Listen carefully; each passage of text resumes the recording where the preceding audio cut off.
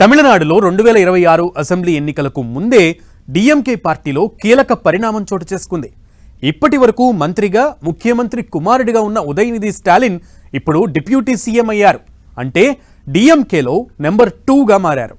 ఇంతకీ ఉదయనిధికి deputy CM పగ్గాలు అప్పగించడం వెనుక స్టాలిన్ స్కెచ్ ఏంటి?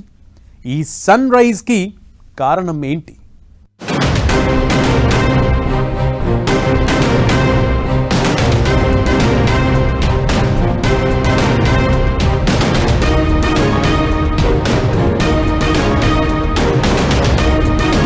తమిళ రాజకీయాల్లో సంచలన పరిణామాలు చోటు చేసుకుంటున్నాయి. డిఎంకే పార్టీలోకి యువ రక్తాన్ని ఎక్కించే దిశగా అడుగులు వేగంగా పడుతున్నాయి. వచ్చే 18 నెలల్లోనే తమిళనాడులో అసెంబ్లీ ఎన్నికలు రాబోతున్నాయి. ఇలాంటి సమయంలో అధికార డిఎంకేలో కీలక పరిణామం చోటు చేసుకుంది. ఇప్పటికే మంత్రిగా ఉన్న ఉదయనిధి స్టాలిన్ ను డిప్యూటీ సీఎంగా చేశారు ముఖ్యమంత్రి స్టాలిన్. దీంతో తమిళనాడు రాజకీయాల్లో ఇది హాట్ టాపిక్ అయింది. 2019 అసెంబ్లీ ఎన్నికల్లో డిఎంకే తమిళనాట ముఖ్యమంత్రి పీఠాన్ని దక్కించుకుంది. ఆ పార్టీ అధినేత మాజీ సీఎం కరుణానిధి కుమారుడు ఎంకే స్టాలిన్ ముఖ్యమంత్రి అయ్యారు. అప్పటి వరకు కోలీవుడ్ లో హీరోగా ఫామ్ లో ఉన్న స్టాలిన్ కుమారుడు ఉదయనిధి అనూహ్యంగా 2019 ఎన్నికల్లో ఎమ్మెల్యేగా పోటీ చేశారు. డిఎంకే పార్టీలో యువజన విభాగం కార్యదర్శిగా ఉంటూ చెన్నైలోని చెపాక్ తిరువళ్లికేని నియోజకవర్గం నుంచి ఎమ్మెల్యేగా గెలిచారు. మొదటిసారి స్టాలిన్ క్యాబినెట్ లో మంత్రి కూడా అయ్యారు. యువకుడు కావడంతో ఉదయనిధికి యువజన సంక్షేమం, క్రీడా శాఖ మంత్రిగా బాధ్యతలు ఇచ్చారు. డిఎంకే యువజన విభాగానికి ప్రెసిడెంట్ గాను ఉన్నారు ఉదయనిధి. అలా 46 ఏళ్ల ఉదయనిధి అటు పార్టీలో, ప్రభుత్వంలో కీలక పాత్ర పోషించారు. ఇప్పటి వరకు తమిళనాడు క్యాబినెట్ లో నెంబర్ 10 స్థానంలో ఉన్నారు. ఇప్పుడు ముఖ్యమంత్రి తర్వాత నెంబర్ 2గా ఉదయనిధి ప్రమోట్ అయ్యారు. కొత్త బాధ్యతలతో డిఎంకే పార్టీకి మరింత బలం చేకూరుతుందని భావిస్తున్నారు. దీంతో తమిళనాడు రాజకీయాల్లో ఇకపై ఉదయనిధి మార్క్ కనపడే ఛాన్స్ ఉంటుందనేది పొలిటికల్ ఎనలిస్టుల అంచనా. పార్టీ కార్యక్రమాల్లో చురుగ్గా పాల్గొంటున్న ఉదయనిధి స్టాలిన్ గత లోక్సభ ఎన్నికల సమయంలో డిఎంకే ప్రచార భారం అంతా తానే మోసి పార్టీని ముందుకు నడిపించారు. సనాతన ధర్మంపై ఉదయనిధి స్టాలిన్ చేసిన వ్యాఖ్యలు అప్పట్లో తీవ్ర చర్చనీయాంశంగా మారాయి.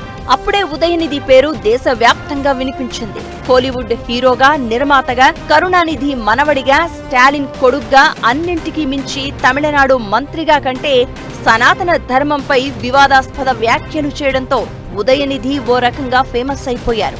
ఇక అప్పట్నుంచే డిఎంకేలో స్టాలిన్ తర్వాత స్థానం ఉదయనిధి స్టాలిన్దే అనేలా ప్రొజెక్ట్ అవుతూ వస్తున్నారు. ప్రాంతీయ పార్టీలకి ఎప్పుడైనా వాళ్ళకి సత్యనిధి కావాలి, గ్యారంటీ ఉండాలి. మన నాయకుడు పోయాక ఎవరు వస్తారు? లేకపోతే చాలామంది ఆశపడతారు, విభేదాలు వస్తాయి, డివిజన్స్ వస్తాయి, పార్టీలు విడిపోతాయి, ఈ ప్రాబ్లం అన్నా వస్తుంది. అందువల్ల ఈవేళ స్టాలిన్, ఆయన అబ్బాయి ఉదయనిధి స్టాలిన్ డిప్యూటీ సీఎం అనగానే ఆ లీడర్షిప్ ఎవరుంటారు స్టాలిన్ తర్వాత అది పోయింది. ఉదయనిధికి కీలక బాధ్యతలు అప్పగించాలని, రాష్ట్ర డిప్యూటీ సీఎం చేయాలని తాజాగా జరిగిన డిఎంకే పార్టీ ఆవిర్భావ వేడుకల్లో కీలక నేతలు, కార్యకర్తలు, అభిమానులు కోరారు. దానికి అనుగుణంగానే స్టాలిన్ నిర్ణయం తీసుకున్నారు. ఉదయనిధి స్టాలిన్ కు పార్టీ ప్రభుత్వ పరంగా అప్పగించిన బాధ్యతల్ని ఇప్పటి వరకు సమర్థవంతంగా నిర్వహించారు అని డిఎంకే అధిష్టానం భావిస్తోంది. వచ్చే అసెంబ్లీ ఎన్నికలకు యూత్ ను అట్రాక్ట్ చేసే టార్గెట్ పెట్టుకుంది డిఎంకే. దీంతో యువ హీరో, యాక్టివ్ మినిస్టర్ గా ఉన్న ఉదయనిధిని రంగంలోకి దింపనుంది. అలా అటు ప్రభుత్వం, ఇటు పార్టీ క్యాడర్ లో కొత్త ఉత్తేజంతో ఉరకలెత్తించొచ్చని స్టాలిన్ భావిస్తున్నారు. పైగా నెంబర్ 2గా డిప్యూటీ సీఎం హోదాను కట్టబెట్టి ఫ్యూచర్ లీడర్ ఆయనే అనే సంకేతాలు క్యాడర్ కు పంపారు సీఎం స్టాలిన్. గతంలో కరుణానిధి ముఖ్యమంత్రిగా ఉన్నప్పుడు ఆయన రాజకీయ వారసుడిగా స్టాలిన్ ను నియమించారు. అప్పుడు కరుణానిధి కంటే స్టాలినే వెనకుండి ప్రభుత్వాన్ని నడిపించారు. ఇప్పుడు స్టాలిన్ వారసుడిగా ఉదయనిధి నెంబర్ 2 ప్లేస్ కి చేరారు. పైగా సినిమా ఇమేజ్ కూడా ఉంది. దీంతో ఉదయనిధి కూడా డిఎంకే ఫ్యూచర్ లీడర్ అవుతారనే నమ్మకం పార్టీ క్యాడర్ లో కనపడుతోంది. ప్రస్తుతం ఉన్న పొలిటికల్ వాక్యూమ్ ను తమకు అనుకూలంగా మార్చుకోవాలంటే యంగ్ అండ్ మాస్ లీడర్ గా ఉదయనిధి డిఎంకేకి స్ట్రెంగ్త్ అవుతారని స్టాలిన్ భావిస్తున్నారు. సడన్ గా ఇప్పుడే ఉదయనిధిని డిప్యూటీ సీఎంగా చేయాలని తమిళనాడు సీఎం స్టాలిన్కు ఎందుకు అనిపించింది? డిఎంకేలో నెంబర్ 2గా ఉంటే ఆ తర్వాత నెంబర్ 1 స్థానానికి వెళ్లడం ఈజీ అవుతుందనా? ఈ ఒక్క కారణమే కాదు, రాబోయే ఎన్నికలు తమిళనాడులో చాలా కీలకమైనవి. పైగా డిఎంకేకి చాలా ప్రతిష్టాత్మకం కూడా. ఈసారి ఎన్నికల్లో పొలిటికల్ హీట్ మామూలుగా ఉండదు. దళపతి విజయ్ ఇప్పటికే పార్టీ పేరు, జెండా, అజెండా ప్రకటించి జనంలోకి వెళ్లేందుకు లైన్ క్లియర్ చేసుకుంటున్నారు. మరి అధికార పార్టీ అయ్యుండి మొద్దు నిద్రపోతే డిఎంకే మనుగడే ప్రశ్నార్థకం అవుతుందన్న ఆలోచన కావచ్చు. స్టాలిన్ ముందుగానే జాగ్రత్త పడుతున్నట్లున్నారు. రాజకీయాల్లో ఏది చెప్పి జరగదు, అంతా అనూహ్యమే. ఫర్ ఎగ్జాంపుల్, ఆంధ్రప్రదేశ్ పాలిటిక్సే తీసుకోండి. 2019లో టీడీపీ, జనసేన, బీజేపీకి కాదని వైసీపీకి పట్టం కట్టారు ఓటర్లు. 5 ఏళ్లు గిర్రున తిరిగాయి. వైసీపీ వై నాట్ 175 అంటూ ఈసారి ఎన్నికల్లోకి వచ్చింది. కానీ టీడీపీ, జనసేన, బీజేపీ కూటమికి ఓట్లేసి అధికారంలోకి తెచ్చారు. ఒకప్పుడు 0 స్ట్రైక్ రేట్ ఉన్న జనసేన 100 స్ట్రైక్ రేట్ తో విన్ అయింది. టాప్ హీరోగా ఉన్న పవన్ కళ్యాణ్ ఏకంగా డిప్యూటీ సీఎంగా ప్రభుత్వంలో టాప్ పొజిషన్ కి వెళ్లిపోయారు. అంటే ప్రజలు 5 ఏళ్లకోసారి ప్రభుత్వ పనితీరును బేరీజు వేస్తారు. అప్పుడు బండ్లు ఓడలు, ఓడలు బండ్లవుతాయని అర్థం. తమిళనాడు రాజకీయాల్లోనూ గతంలో ఇదే జరిగేది. ఒకసారి డిఎంకేకి జై కొడితే 5 ఏళ్ల తర్వాత అన్నా డిఎంకేకి అధికారం అప్పగించేవారు తమిళ ప్రజలు. కానీ కరుణానిధి, జయలలిత మరణం తర్వాత తమిళనాట రాజకీయాల్లో మార్పులొచ్చాయి. జనం మైండ్ సెట్ కూడా మారుతోంది. అన్నా డిఎంకేలో ఇంకా ఓల్డ్ జనరేషన్ లీడర్సే ఎక్కువగా ఉన్నారు. పార్టీ చీలికలు పేలికలుగా ఉంది. డిఎంకేకి మళ్లీ తిరుగులేదు అనుకుంటున్న టైంలో సర్ప్రైజింగ్ గా తమిళిగ వెట్రి కజిగం పార్టీతో దళపతి విజయ్ బరిలోకి దిగారు. దీంతో డిఎంకేకి ఈసారి ఎన్నికల్లో అన్నా డిఎంకే కంటే విజయ్ టీవీకే పార్టీతోనే డ్యామేజ్ ఎక్కువ జరగొచ్చనేది తమిళ పొలిటికల్ పండితుల అంచనా. ఆ ముప్పు నుంచి బయటపడడానికి డిఎంకేలో యంగ్ బ్లడ్ ను, సినిమా హీరోగా ఉన్న ఉదయనిధిని పొలిటికల్ స్క్రీన్ పైన బలంగా తీసుకొచ్చేందుకు స్టాలిన్ ప్లాన్ చేసినట్లు అర్థమవుతోంది. ఎన్నికల వ్యూహమే కాకుండా పార్టీ పరంగానూ డిఎంకేను ఫ్యూచర్ లో నడిపించే నాయకుడు కావాలి. అందుకు కరుణానిధి రూటునే స్టాలిన్ కూడా ఎంచుకున్నారు. గతంలో కరుణానిధి ముఖ్యమంత్రిగా ఉండగానే వారసుడు ఎవరు అన్న చర్చ పెద్ద వివాదాస్పదమే అయ్యింది. పెద్ద కుమారుడు అళగిరి డిఎంకే పగ్గాలు తనకే అని విశ్వ ప్రయత్నం చేశారు. కానీ కరుణానిధి ఒప్పుకోలేదు. అప్పట్లో డిఎంకే యువజన విభాగం అధ్యక్షుడిగా ఉన్న స్టాలిన్ ను తన రాజకీయ వారసుడిగా ప్రకటించారు.